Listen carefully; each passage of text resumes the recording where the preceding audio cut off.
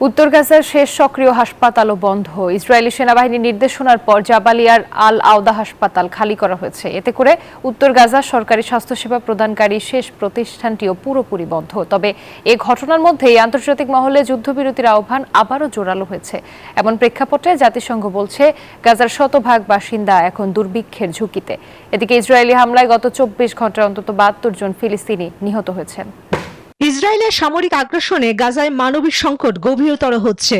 দখলদার ইসরায়েল গাজাকে নিশ্চিহ্ন করে দিতে কোনো পদ্ধতিই বাকি রাখছে না। উত্তর গাজার শেষ হাসপাতালও বন্ধ। ইসরায়েলি সেনাবাহিনীর সরাসরি নির্দেশনার পর জাবালিয়া আল আওদা হাসপাতাল খালি করা হয়েছে। এতে করে উত্তর গাজার সরকার পরিচালিত একমাত্র স্বাস্থ্য সেবা প্রদানকারী প্রতিষ্ঠানটি পুরোপুরি শূন্য হয়ে পড়েছে।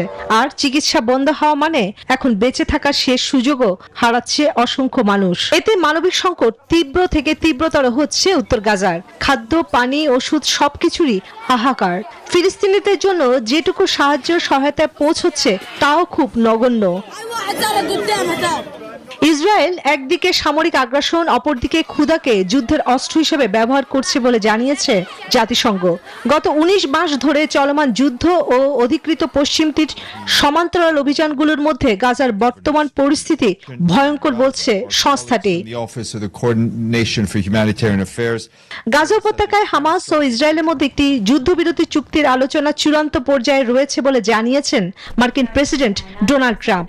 গাজায় যুদ্ধবিরতির অধীনে প্রথম সপ্তাহে জীবিত ও মৃত সহ 28 জন ইসরায়েলি জিম্মির মুক্তির বিনিময়ে 1200-র বেশি ফিলিস্তিনি বন্দীর মুক্তি এবং 60 দিনের যুদ্ধবিরতির কথা বলা হয়েছে।